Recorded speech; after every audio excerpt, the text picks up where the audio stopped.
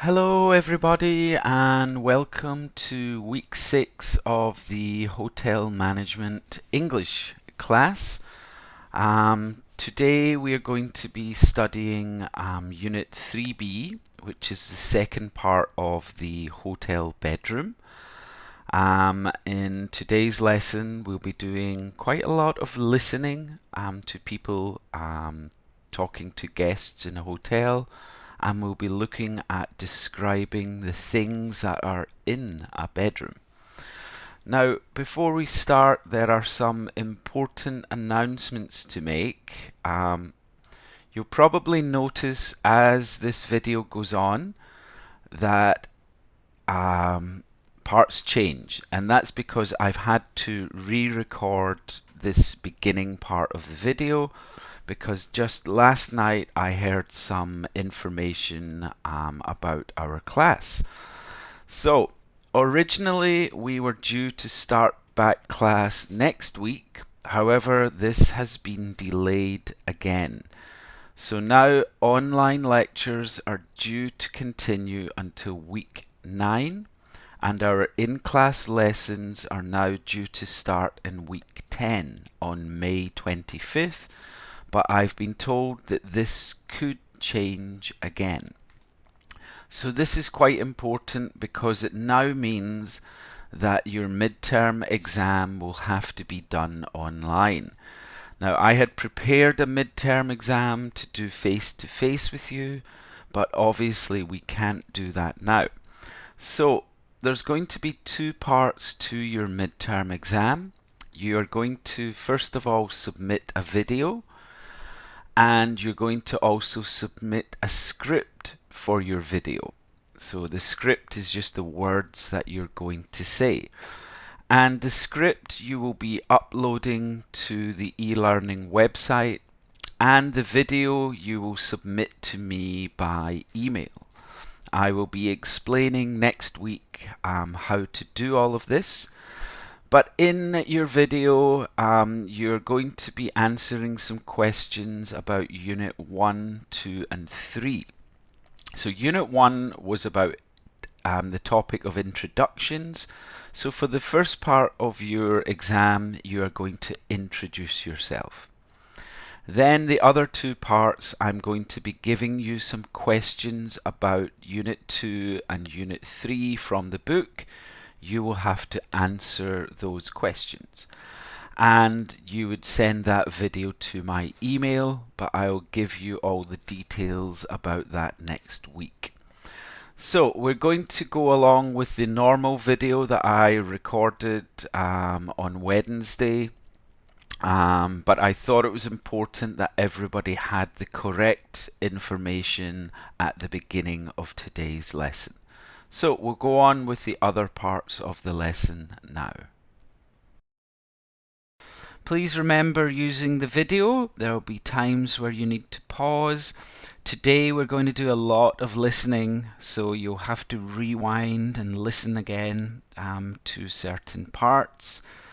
And again, the class materials for today, we'll need our textbook, and we'll need to download the two files from the e-learning website, and those are today's handout, and today's handout looks like this. So we're going to have 4 different listening sections, and then there's one section at the end practicing some grammar. Also, the PDF file has all of today's PowerPoint slides, so please download them before we start today's lesson. So I've got this down as week 5 answers because we're going to talk about them later. Now, before we do those answers, I want to go back to week 4, and in week 4 I noticed we had a lot of confusion between English names and Korean names.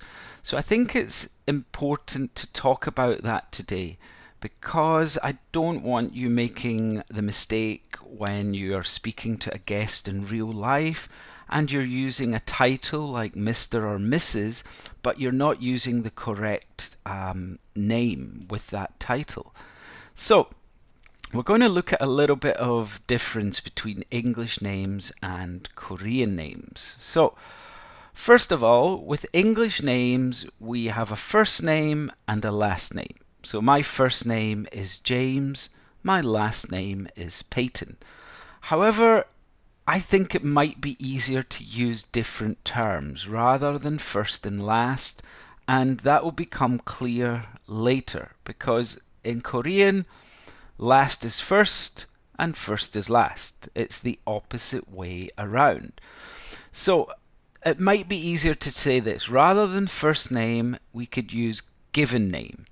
That's the name that your parents gave you when you were born. They chose a name for you.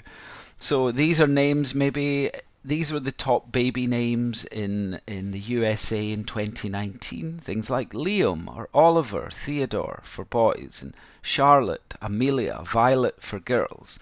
In Korea, I'm sure the most common, well, what are some common girls' names would be Heejong or Jisun or Jisoo. These kind of things would be your given name. For boys, what do we have? Hyunsup or Donghyun. These kinds of names are your given name. In English, your last name is your family name, usually your father's name. So my father's Alistair Peyton. So Peyton is the family name. My name is James Peyton. Peyton is the family name. So here, my given name is James. My family name is Peyton. So, Korean names are a little bit different.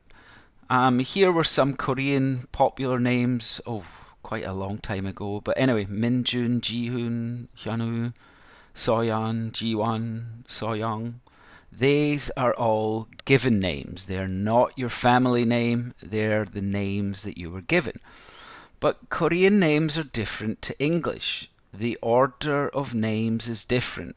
Family name first, then given name. So my name in Korea is Peyton James. But in most other countries, my name is James Peyton. It's just the order has been changed around. So, this is what I think has caused a little bit of confusion when it comes to using the titles Mr. or Mrs. or Ms. So, why is this important? Well, in your week 4 assignments, the majority of students, so most students were using titles like Mr. with first names or given names like Mr. James, Mr. John, Mr. Donghyun, Ms. Jisoo. That is not what we use the titles for.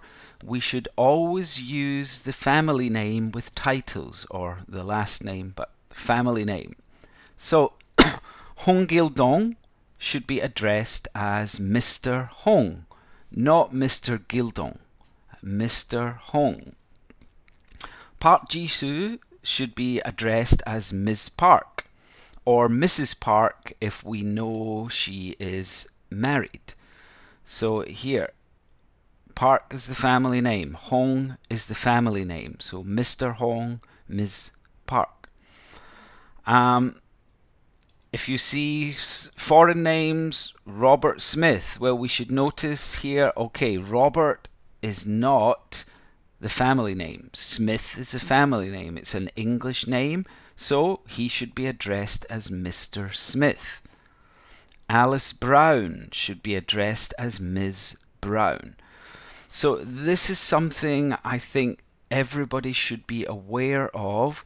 If you're dealing with Korean names, we're using the title with the family name. Miss Bong, Miss Park, Miss E, Miss Yu. When we're dealing with foreign names, the family name is going to be second. Mr. Peyton, Ms. Brown, Mr. Smith. So I thought that was important, everyone. Please try to remember that when we're doing assignments. Use the titles with the family name, not with the given names. Okay, we're going to go on to some answers from last week. So the first part, we had been given some common items in a hotel bedroom and we had to think of some more. So I gave some examples. I said sofa, Wi-Fi, cable TV, coffee maker or a kettle, drinking water, maybe bottled or tap water, a room service menu, thick curtains, a trouser press. Now, a trouser press is something that we can use for our clothes, like an iron takes the wrinkles out of our clothes. Extra towels, extra blankets, a rubbish bin, or some people call a waste paper basket, clock, tissues, toiletries, things like shampoo, toothpaste, a mirror, a hairdryer.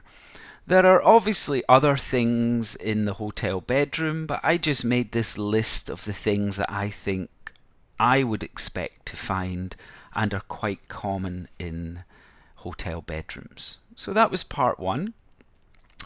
Part two, you had to describe things in your bedroom and give 5 examples. So again, I've just used my bedroom here. There is a double bed in my bedroom.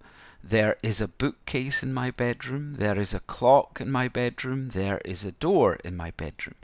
If you notice, I'm using there is here, so it means there's only one of these items.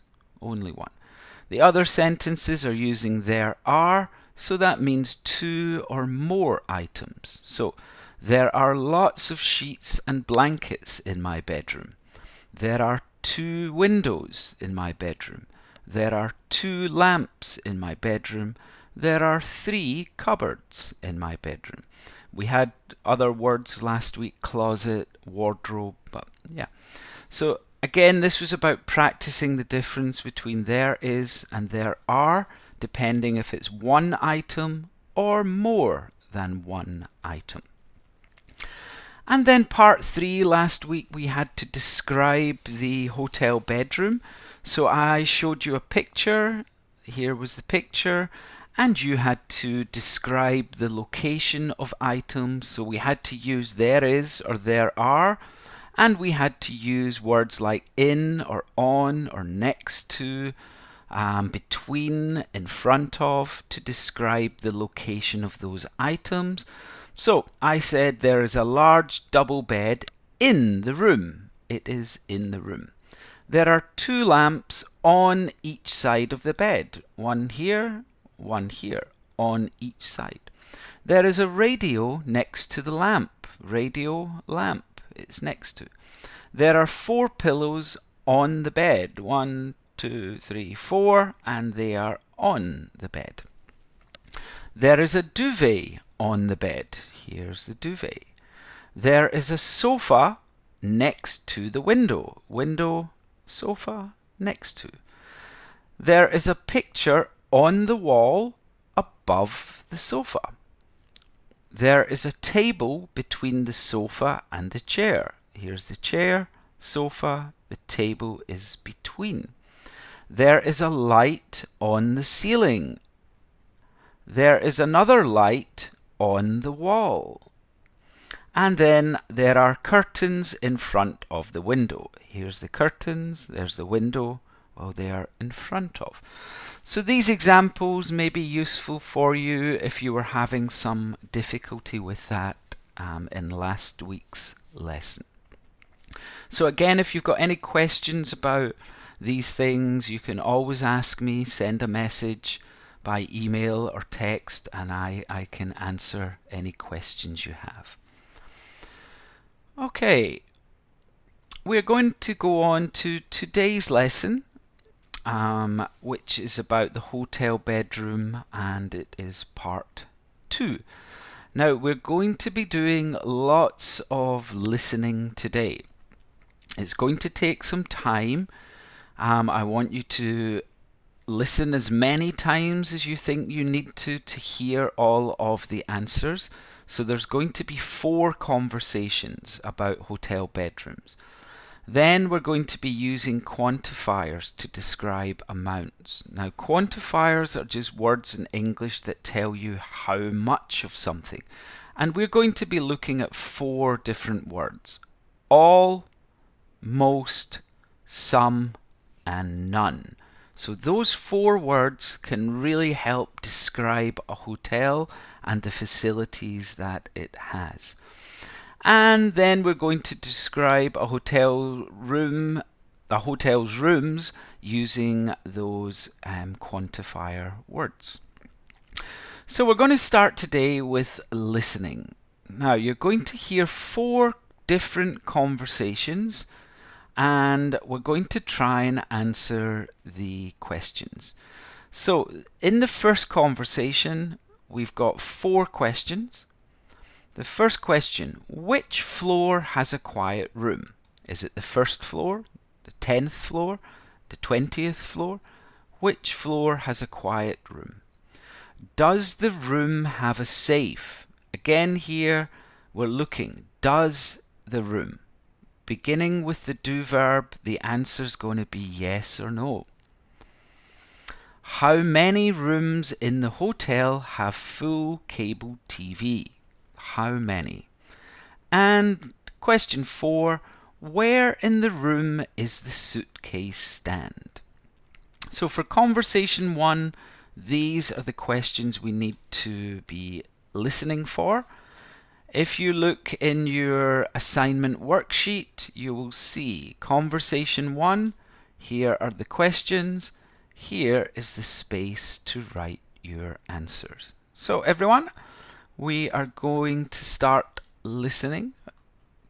Conversation 1, and here it is. 3.7. Exercise 1. 1. The room must be quiet. Of course, sir. We can give you a very quiet room on the top floor, fully equipped to the highest standards. Everything you need is included in the room. All of the rooms have full cable TV service. For your security, there's a personal safe in your room and, let's see, there's a trouser press next to the suitcase stand. And as a personal touch, we like to welcome our guests with a vase of flowers in the room on arrival. Oh, lovely. Okay, so that was conversation 1. Now, if you didn't hear all the answers, that's fine. Rewind the video and you can play the conversation again until you can hear all of those answers. Okay, conversation 2, we have 3 questions. Where is the central light switch? So where, we're looking for a place in the answer. Again, here we've got a do question, so it's a yes or no. Does the bed have blankets on it? And then question 3, what does the guest want plenty of? Plenty of meaning a lot. So we're looking for a thing that the guest wants a lot of. So let's listen to conversation 2. 2. And by each bed there's a bedside lamp and there's a central light switch as well.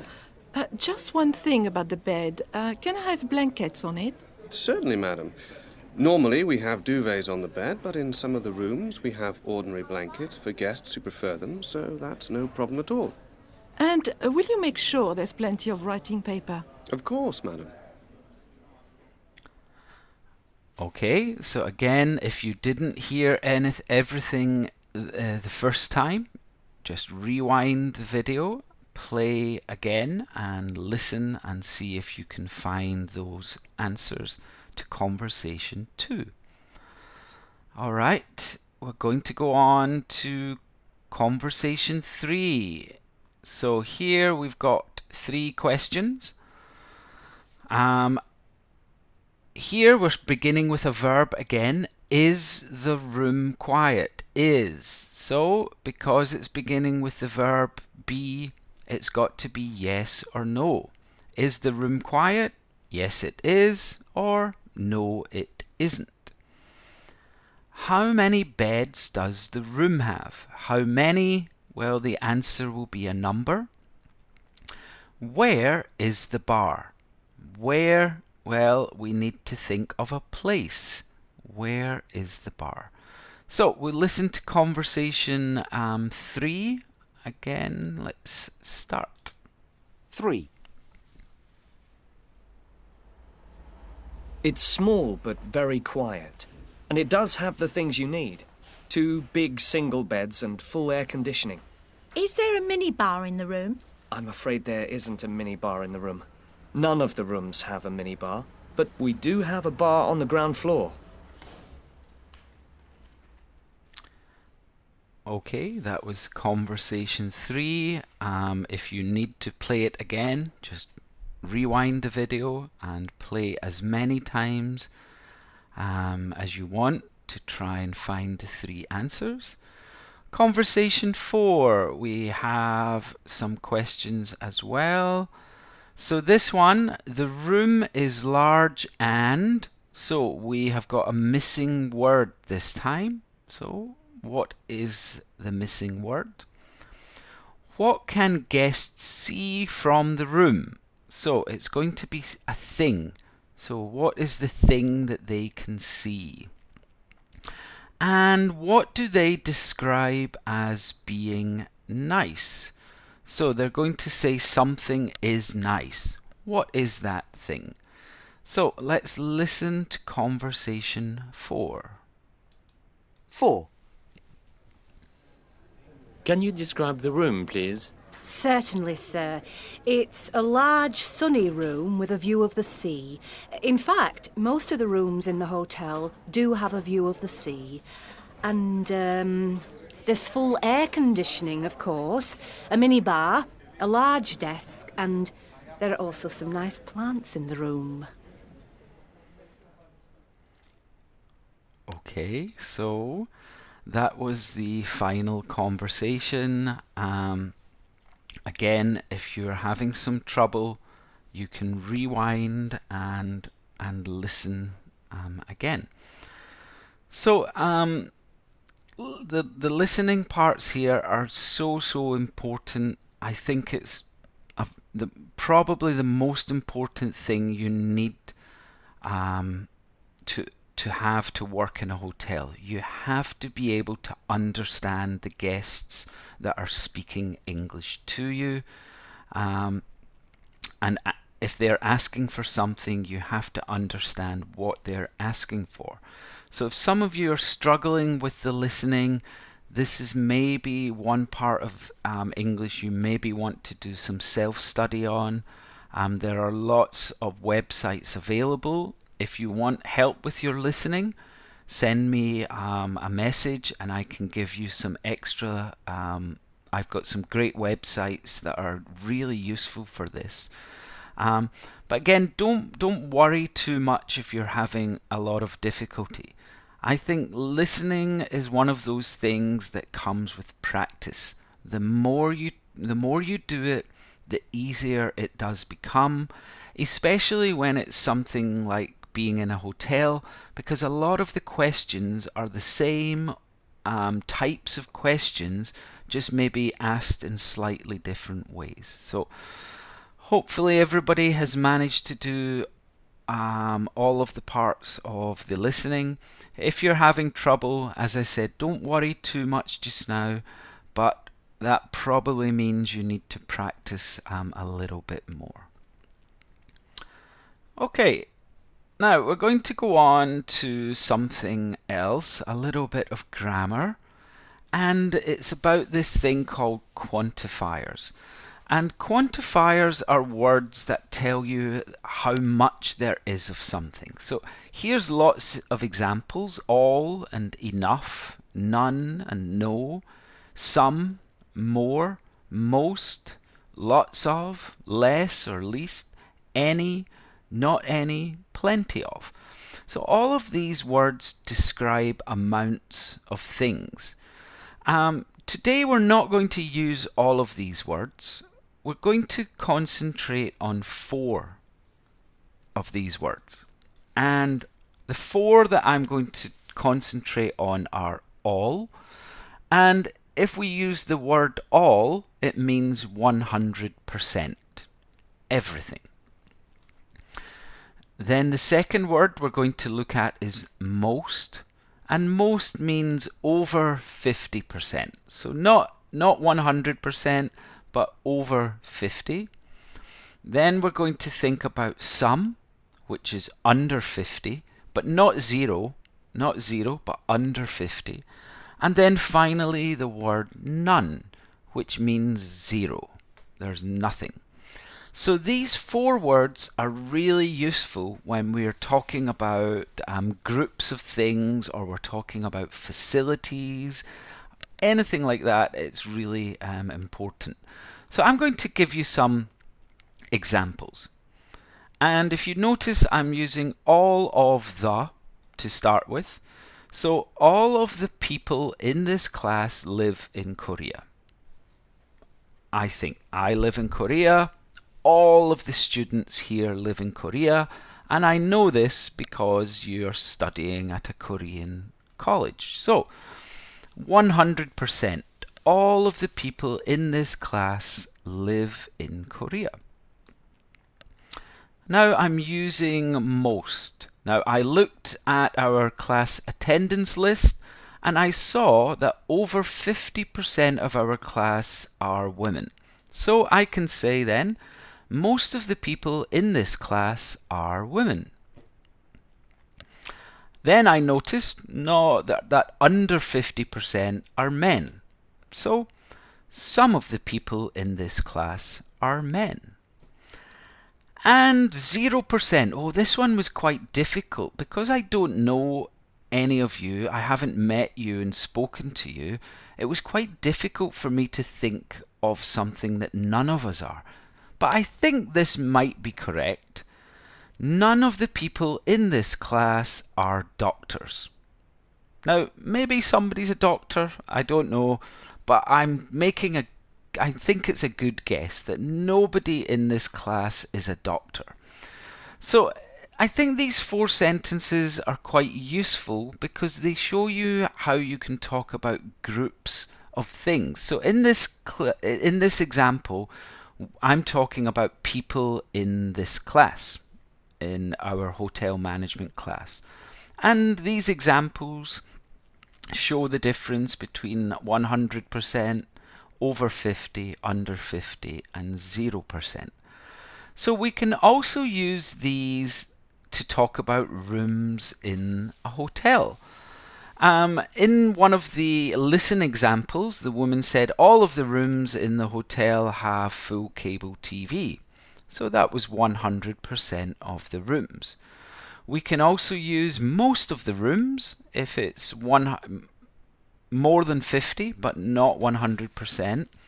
We can use some of the rooms if it's maybe under 50%, or none of the rooms. So in one of the examples before, the woman asked about a minibar and the man said, oh, none of the rooms have minibars.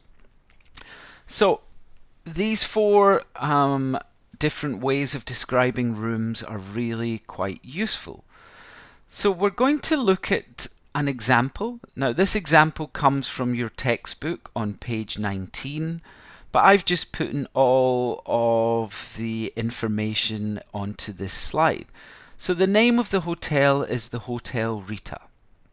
There are 33 rooms plus 3 suites, all with full air conditioning. And the 3 suites have a 4-poster bed, ensuite, luxury bathroom, TV. There are 17 double rooms with king-size bed, ensuite bathroom and TV. 10 double rooms with twin beds and ensuite bathroom and TV.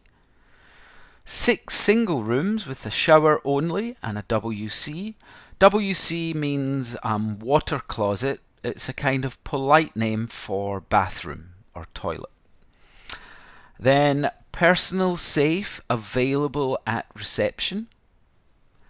Fax machines and computers with internet access available in the conference room only. So there is our information about the Hotel Rita. Now what we are going to try and do is use this information to make some sentences about the Hotel Rita using all of the rooms, or some of the rooms, or most of the rooms, or none of the rooms. So the first thing we're going to think about is air conditioning.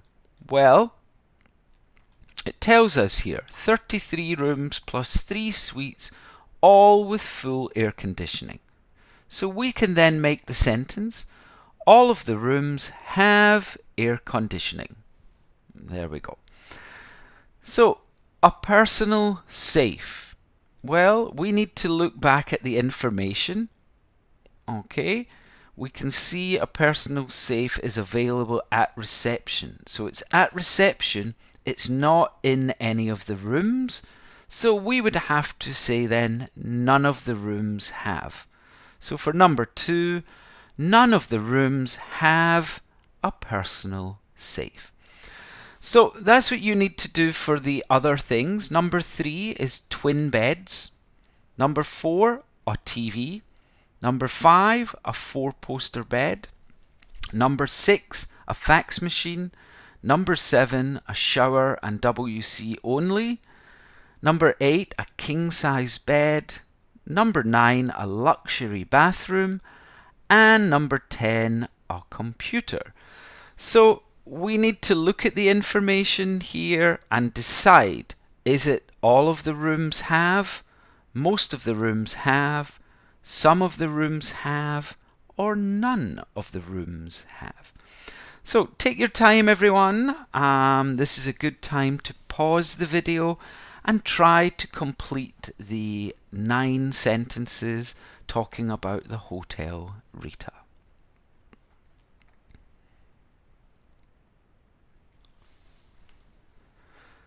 Okay, so just a quick review of the things we've learned today. So we started by listening to the people talk about the hotel bedrooms with the guests, and there was lots of useful language there for you to use. We learned about the quantifiers to describe amounts, all, most, some, and none. And then finally there, we used these quantifiers to describe the rooms in the Hotel Rita.